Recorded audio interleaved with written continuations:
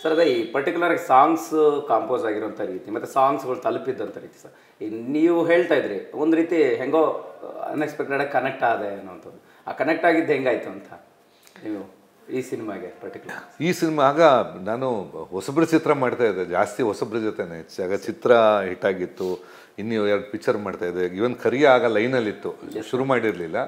ಇದರ ಬೆನ್ನಿಗೆ ಆ್ಯಕ್ಚುಲಿ ಈ ಟೈಮ್ ಕೊಟ್ಟಿರೋದು ಕರಿಯಾಗೆ ಟೈಮ್.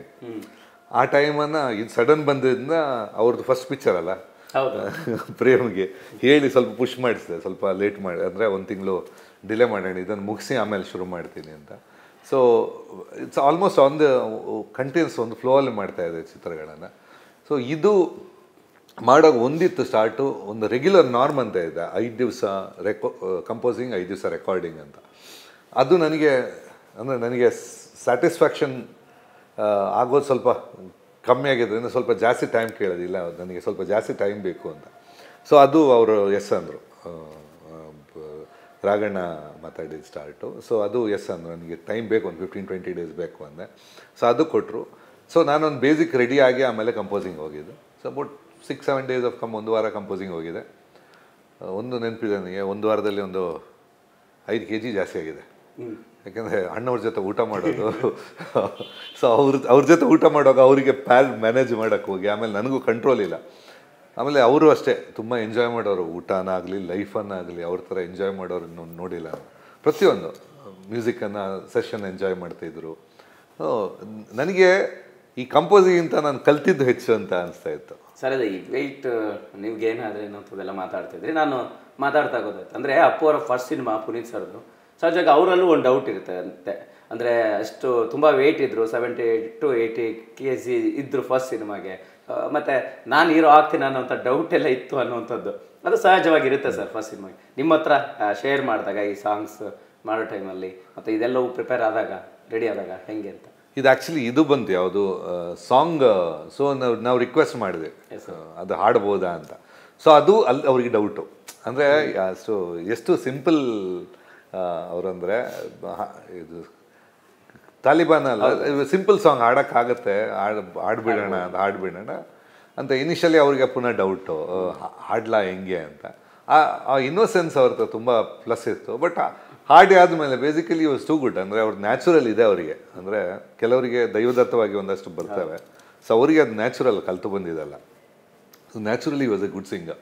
ಸೊ ಅದೊಂದು ನನಗೆ ದೊಡ್ಡ ಪ್ಲಸ್. ಅವರ ಚೊಚ್ಚಲ ಚಿತ್ರದಲ್ಲಿ ಅವರಿಗೆ ಹಾಡಿದ್ದು. ಸರ್ ಇದೆ ಪರ್ಟಿಕ್ಯುಲರಾಗಿ ಈಗ ಸಿನಿಮಾಗೆ ಒಂದು ಸಕ್ಸಸ್ ಫಾರ್ಮುಲಾ ಇಲ್ಲ, ಬಟ್ ಆದರೆ ಒಂದು ಎನರ್ಜಿ ಇತ್ತು ಅನ್ನೋಂಥ ರೀತಿಯಲ್ಲಿ ನೀವು ಮಾತಾಡ್ತಿದ್ರಿ. ಸೊ ಈ ಸಿನಿಮಾಗೆ ಅಪ್ಪು ಅವರಲ್ಲಿ ಅಂದರೆ ಪುನೀತ್ ಅವರಲ್ಲಿ ಎಲ್ಲವೂ ಕೂಡ ಇತ್ತು. ಅಂದರೆ ಒಂದು ಫಸ್ಟ್ ಸಿನಿಮಾ ಆದರೂ ಕೂಡ ಅವ್ರಿಗೆ ಆ್ಯಕ್ಷನ್ ಇತ್ತು, ಅಂದರೆ ಆ್ಯಕ್ಟಿಂಗ್ ಇತ್ತು, ಸೊ ಸಾಂಗ್ ಕೂಡ ಹಾಡಿದ್ರು ಅನ್ನೋದು. ಸೊ ಅಣ್ಣವ್ರ ಸಜೆಷನ್ಸ್ ಏನಿತ್ತು ಸರ್ ಮಗನ ಫಸ್ಟ್ ಸಿನಿಮಾಗೆ ಅಂತ? ಮೇಜರ್ ನಾನು ಹೇಳೋದೊಂದು ಚಿತ್ರಕ್ಕೆ ಏನು ಬೇಕು, ಒಂದು ಚಿತ್ರನ ಯಾವ ಥರ ಪ್ರೆಸೆಂಟ್ ಮಾಡಬೇಕು, ಹೀರೋ ಕ್ಯಾರೆಕ್ಟ್ರು ಯಾವುದಿರಬೇಕು, ಇದೊಂದು ಜಜ್ಮೆಂಟ್ ಪಕ್ಕಾ ಬೇಕು. ನನ್ನ ಲೆಕ್ಕದಲ್ಲಿ ಈ ಟೀಮ್ ತುಂಬ ಚೆನ್ನಾಗಿತ್ತು ಅವ್ರ ಕಂಪನಿಯಲ್ಲಿ. ಒಂದು ವರ್ಧಣ್ಣ ಅವರು ನನ್ನ ಲೆಕ್ಕದಲ್ಲಿ ಅಮೇಝಿಂಗ್ ಜಜ್ಮೆಂಟು, ಕ್ಯಾಲ್ಕುಲೇಷನ್ ಅವ್ರ ಪಕ್ಕ ಹಿಂಗೆ ಅಂದರೆ ಹಿಂಗೆ ಅಂತ ಬರುತ್ತೆ ಅಂತ ಗೊತ್ತಿತ್ತು. ಅಣ್ಣವ್ರದ್ದು ಅದೊಂದಿದೆ, ಯಾವುದು ಆ ಇನ್ಸ್ಟೆಂಟ್ ಇದಿದೆಯಲ್ಲ, ಈ ಥರ ವರ್ಕ್ ಆಗುತ್ತೆ ಅನ್ನೋ ಒಂದು ಜಜ್ಮೆಂಟು. ಆ ಜಜ್ಮೆಂಟ್ ಮೇನ್ ಒಂದು ಪ್ರಾಜೆಕ್ಟಿಗೆ, ಒಂದು ಪ್ರಾಜೆಕ್ಟ್ ಸಕ್ಸಸ್ಸಿಗೆ ಒಂದು ಜಜ್ಮೆಂಟ್ ಬೇಕಾಗುತ್ತೆ. ಓಕೆ ಇದು ವರ್ಕ್ ಆಗುತ್ತೆ ಅನ್ನೋ ಜಜ್ಮೆಂಟು. ಈಗ ನಾನು ಸಿಂಪಲ್ ಹೇಳಬೇಕದು, ಓಂ ಚಿತ್ರನ ಅವರು ಪ್ರೊಡ್ಯೂಸ್ ಮಾಡಿದರು. ಓಂ ಚಿತ್ರದಲ್ಲಿ ಹೀರೋ ಅಂದರೆ ಬಾಲ ಹಾಕ್ಕೊಂಡು ಅದಕ್ಕೆ ಬೆಂಕಿ ಇಟ್ಕೊಂಡು ಈ ಥರ ಕ್ಯಾರೆಕ್ಟ್ರಿಗೆ ಯಾರು ಹೀರೋ ಸೆಂಟ್ರಿಕ್ ಇದ್ದಾರ ಅವರು ಡೆಫಿನೆಟಾಗಿ ಒಪ್ಪಲ್ಲ. ಇದನ್ನು ತೆಲುಗುವಲ್ಲಿ ಮತ್ತೆ ಮಾಡಿದಾಗ ಹೀರೋ ಮಾಡೋಕ್ಕೆ ಹೇಳಿಲ್ಲ ಸೀನ. ಸೊ ಈ ಹೀರೋ ಸೆಂಟ್ರಿಕ್ ಇದ್ದವರು ಒಪ್ಪಲ್ಲ. ಬಟ್ ಯಾವುದು ನನಗೆ ಪಿಕ್ಚರ್ ಇಂಪಾರ್ಟೆಂಟ್, ಕತೆ ಇಂಪಾರ್ಟೆಂಟ್ ಇದ್ದರೆ ಮಾತ್ರ ಒಪ್ಪೋದು. ಇದರಲ್ಲಿ ಟೋಟಲ್ ನಾನು ಪ್ರೀತಿ ಮಾಡ್ತೀನಿ, ನಾನು ಲವ್ ಮಾಡ್ತೀನಿ, I love you must love me ಅಂತ ಹೇಳಿದರೆ ಆ ಕ್ಯಾರೆಕ್ಟ್ರು ಓಕೆನಾ ಅಂತ ಎಲ್ರಿಗೂ ಡೌಟ್ ಇರುತ್ತೆ.